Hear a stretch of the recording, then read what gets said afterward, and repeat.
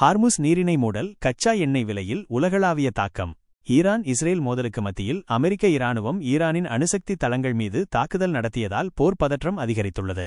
இந்த சூழலில் உலக கச்சா எண்ணெய் போக்குவரத்தில் முக்கிய பங்கு வகிக்கும் ஹார்முஸ் நீரிணையை மூட ஈரான் பாராளுமன்றம் அனுமதி அளித்துள்ளதாக தகவல்கள் வெளியாகியுள்ளன.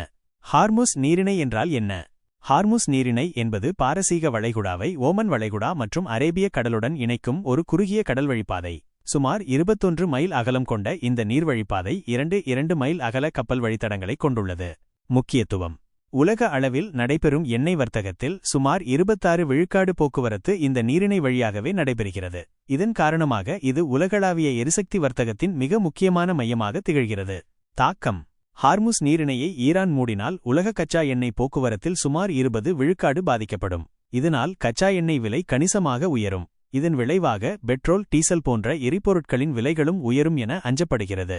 இந்த பாதையில் ஏற்படும் எந்தவொரு இடையூறும் சர்வதேச எரிசக்தி சந்தையில் கடுமையான விளைவுகளை ஏற்படுத்தும் என சர்வதேச எரிசக்தி அமைப்பு எச்சரித்துள்ளது.